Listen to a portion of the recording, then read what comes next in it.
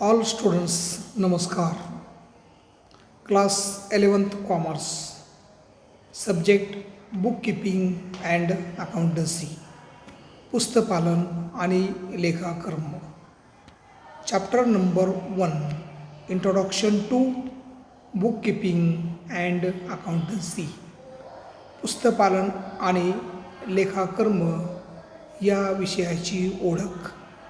Lecture number 6 यामध्ये आपण पाहणार आहोत अकाउंटिंग टर्मिनॉलॉजीज किंवा अकाउंटिंग टर्म्स किंवा हिशोब लेखनासंबंधीतील किंवा लेखे ठेवण्यासंदर्भातील विविध परिभाषा किंवा संज्ञा किंवा शब्दसमूह.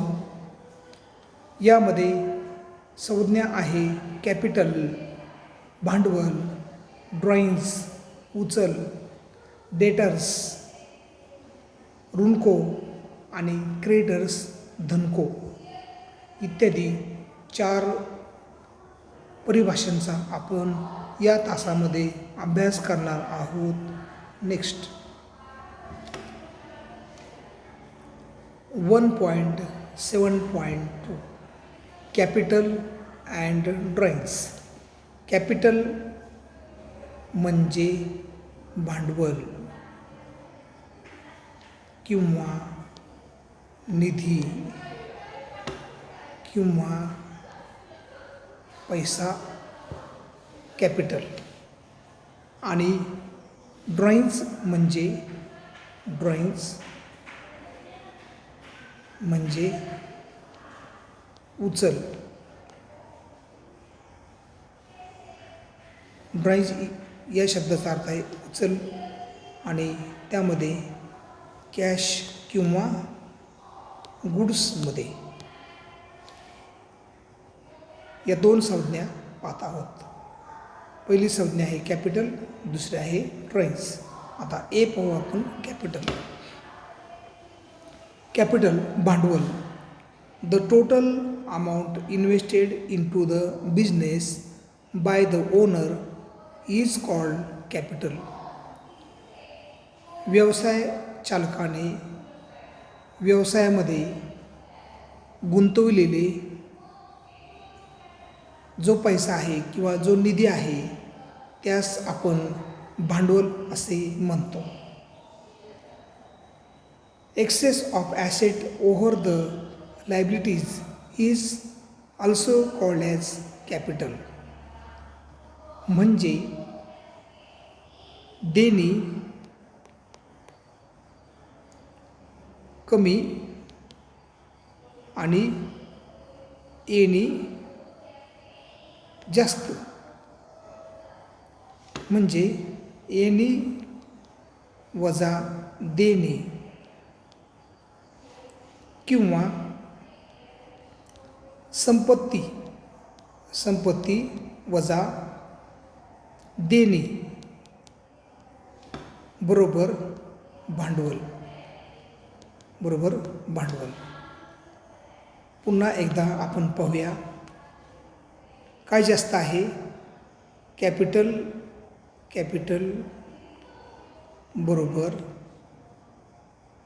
जास्त आहे संपत्ती आणि कमी आहे लायबिलिटीज म्हणजे कर्जे किंवा देणे. म्हणून कॅपिटल बरोबर ॲसेट मायनस लायबिलिटीज. संपत्ती वजा देणे, संपत्ती वजा जबाबदारी किंवा संपत्ती वजा कर्जे किंवा संपत्ती वजा जबाबदारी बरोबर कॅपिटल होय. आणि म्हणून कॅपिटलची डेफिनेशन आहे capital. The equation for this capital बरोबर ॲसेट मायनस लायबिलिटीज. भांडवल बरोबर संपत्ती वजा जबाबदारी, संपत्ती वजा देणे जे उरेल त्याला म्हणायचं capital. Capital is a liability of the business as this amount is payable by the business enterprise to the owner at the time of closure of the business. आणि कॅपिटल किंवा भांडवल ही एक प्रकारची जबाबदारी, एक प्रकारचं व्यवसाय चालकाला असलेलं कर्ज असतं. ते विविध घटकांकडून घेतलेलं कर्ज असतं आणि ते कर्ज आज किंवा उद्या व्यवसाय चालू असताना किंवा बंद असताना ते भांडवल परत करावे लागते. म्हणून कॅपिटल ही काय आहे, एक प्रकारची लायबिलिटी आहे. ही झाली पहिली संज्ञा. नंतर बी, ड्रॉइंग्स. ड्रॉइंग्स या शब्दाचा अर्थ आहे उचल. उचल. Drawings the amount of cash or value of goods, assets etcetera withdrawn from the business by the owner for personal use called as drawings. उदाहरणार्थ, जेव्हा व्यापारी किंवा व्यवसाय चालक किंवा ओनर किंवा व्यापारी किंवा व्यवसायाचा मालक त्याच्याच व्यवसायामधून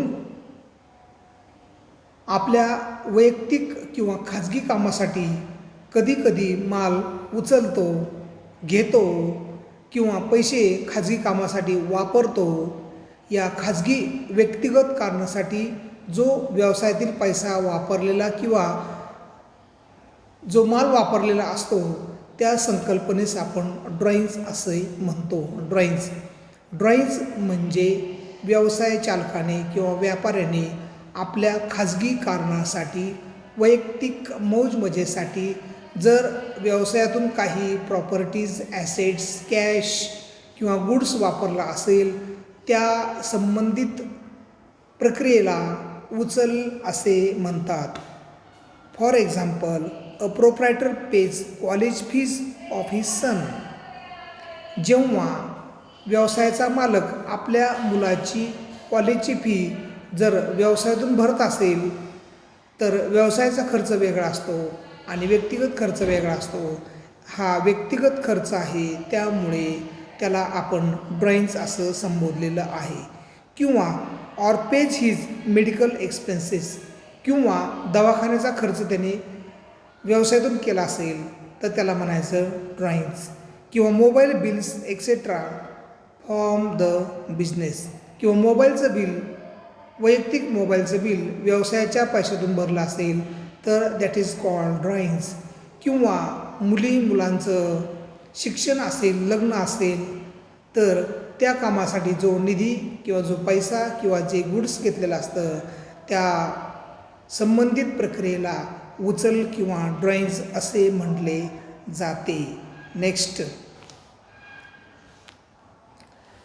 1.7.3 यामध्ये दोन संज्ञा आहेत, डेटर्स अँड क्रेडिटर्स.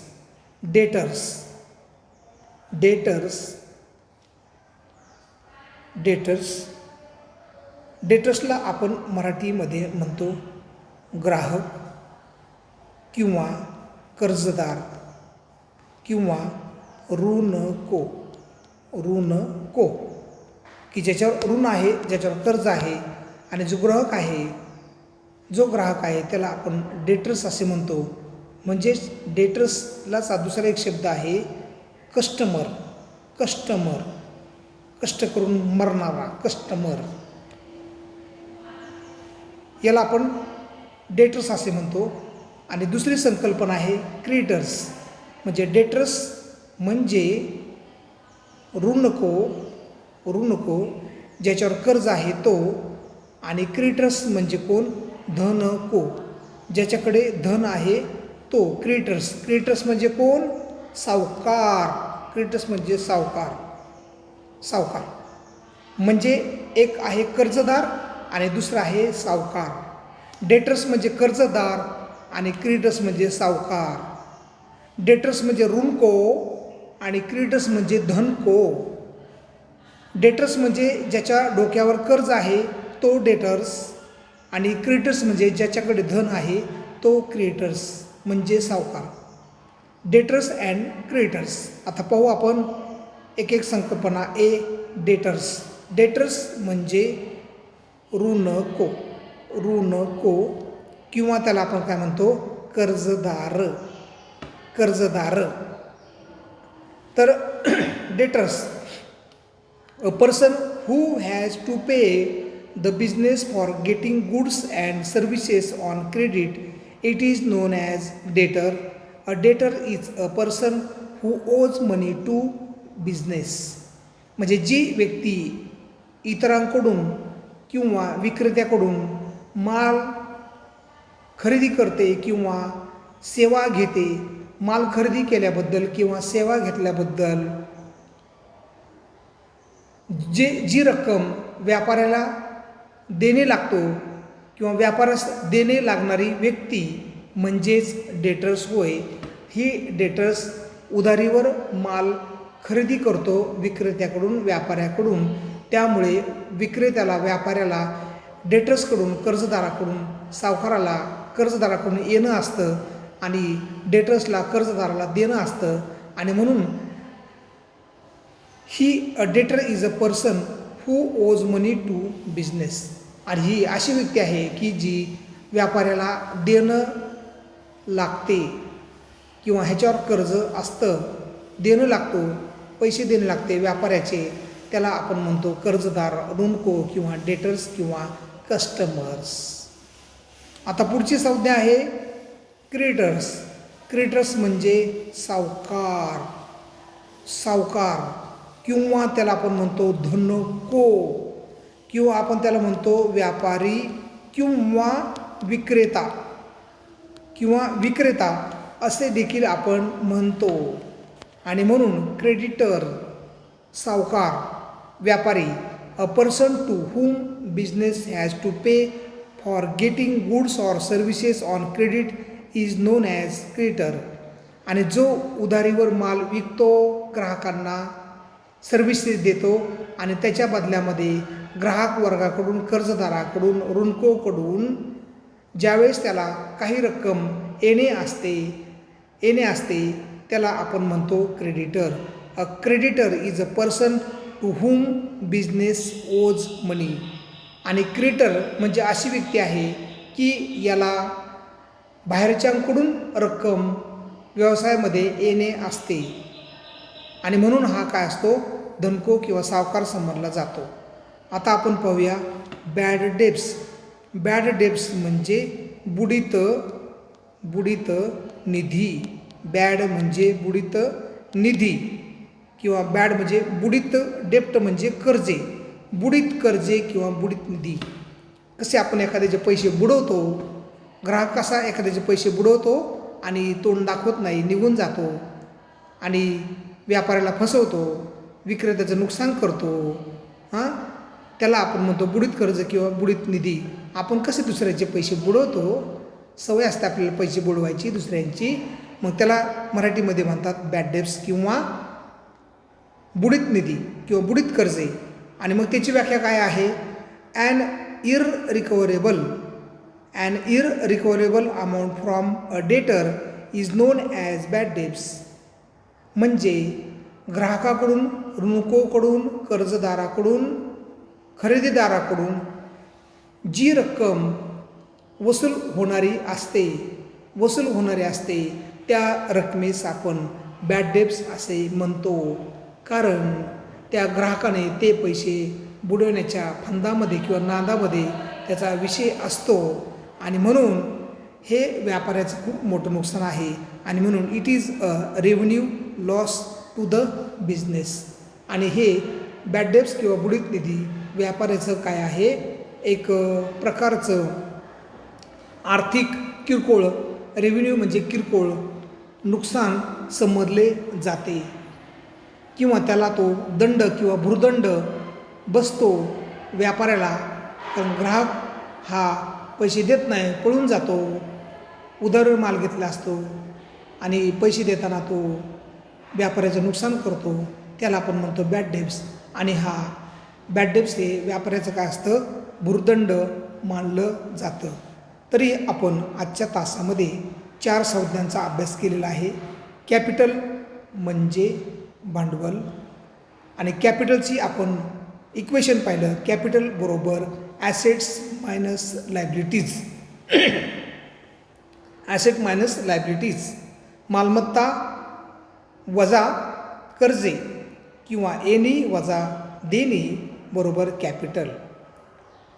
ड्रॉइंग्ज म्हणजे उचल म्हणजे खाजगी कामासाठी व्यापाऱ्याने, व्यवसाय चालकाने, मालकाने, प्रोप्रायटरने व्यवसायातून पैसे उचलणे आणि खाजगी कामासाठी मौज मजेसाठी वापरणे.